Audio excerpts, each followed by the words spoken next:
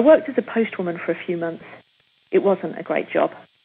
I spent most of the time forcing junk mail through people's doors, and the rest of the time unwittingly driving dogs nuts.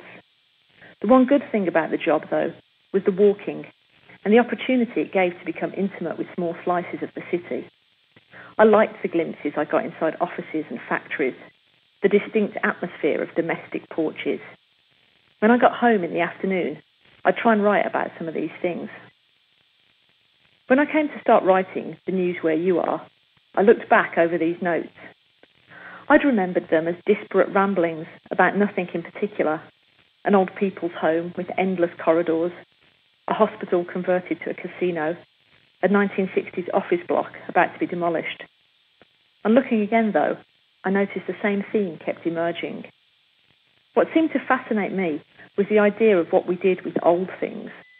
Old people, old buildings, old ideas.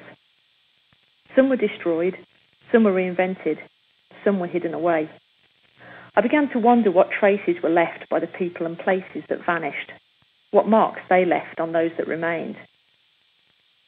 Birmingham, the city where I live, is constantly reinventing itself, an endless cycle of denying, then reclaiming its past, demolishing, then dusting off.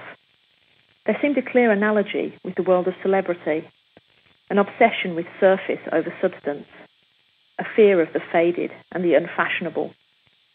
I wondered if aging celebrities ever tired of the constant reinvention and just longed for demolition.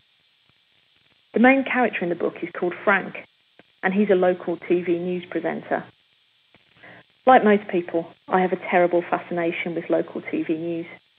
It seems to combine the trivial, the surreal, and the truly depressing into a quite unique cocktail. That combination of humour and sadness surfaces a lot in my writing. It never feels forced or uneasy to me, just a truthful reflection of the way life is.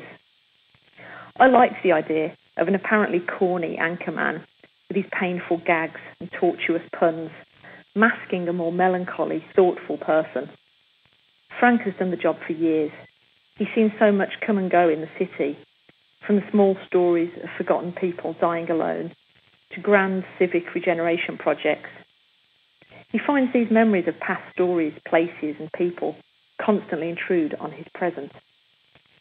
He wonders what really happened to his predecessor, Phil Smedway, the local newsreader turned national celebrity who died in mysterious circumstances.